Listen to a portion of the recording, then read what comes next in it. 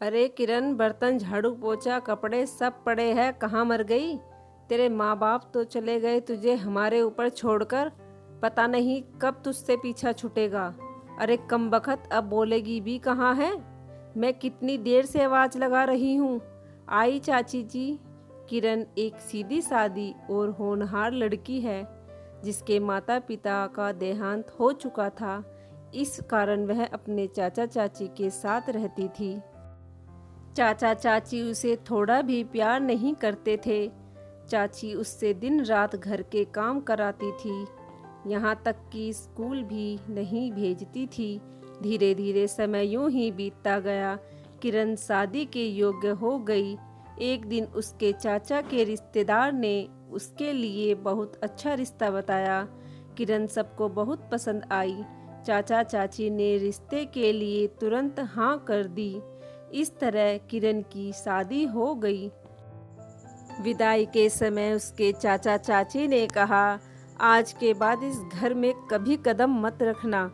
किरण आंखों में आंसू लिए अपने ससुराल चली गई, परंतु वहां भी दुर्भाग्य ने उसका पीछा नहीं छोड़ा। शादी के दूसरे दिन ही किरण का पति इस दुनिया को छोड़कर चला गया। अचानक उसको दिल का दौरा पड़ा और उसकी मौत हो गई।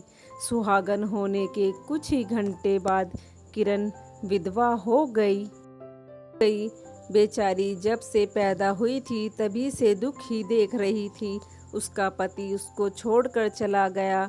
अब किरण के लिए बचा तो सिर्फ उसका ससुराल, लेकिन घर के सभी लोग भी उसे कुलक्षणी बहू और अपशगुनी बहू, आभारी बहू और पति को खा जाने वाली डायन और भी ना जाने कितने नामों से उसे ताने मारने लगे।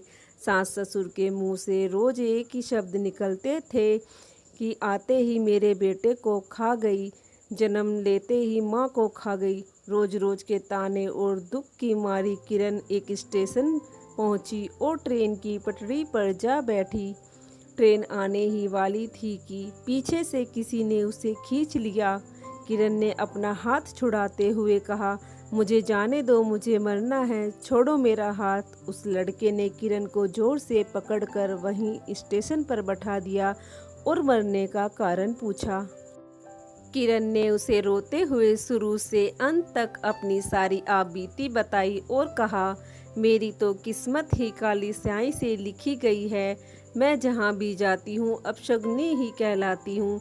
तब उस लड़के ने कहा, यह आप क्या कह रही हो? जीवन और मृत्यु उस ऊपर वाले के हाथ में है। उसकी मर्जी के बिना कुछ नहीं होता और भाग्य का लिखा कभी नहीं मिटता। इसमें आपका कोई दोष नहीं है। मैं भी इस दुनिया में अकेला ही हूँ, मेरा भी इस दुनिया में कोई नहीं है। अगर आप बुरा न माने तो मैं आपसे कुछ कहना चाहता हूँ। क्यों ना हम दोनों एक दूसरे का सहारा बन जाए। हम दोनों शादी के बंधन में बंध जाए और अपनी एक अलग दुनिया बसाए, जहाँ केवल खुशियाँ हो, गम कहीं ना हो। उसकी बात सुनकर किरण ने कहा, यह आप क्या कह रहे हो? मैं सच में अपशगुनी हूँ। मेरे साथ आप भी दुख के दलदल में फंस जाएंगे। परंतु उस आदमी ने किरण को सहारा देते हुए उससे शादी कर ली। वह दोनों अपनी छोटी सी दुनिया में बहुत खुश थे। ठीक 1 साल बाद एक बहुत सुंदर बेटा हुआ और उसके माथे से अपशगुनी का कलंक मिट गया। आजकल हमारे समाज में यह बहुत पुरानी रीति है कि जब भी कोई नया बच्चा जन्म लेता है या घर में कोई नई नई बहू आती है और गलती से भी कोई घटना हो जाती है तो सारा दोष उस नई बहू या बच्चे के ऊपर डाल दिया जाता है।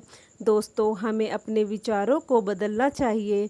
अधिकांश घरों में यह कहानी होती है, लेकिन दोष उनका नहीं, उनकी सोच का है। अपनी सोच को बदलो।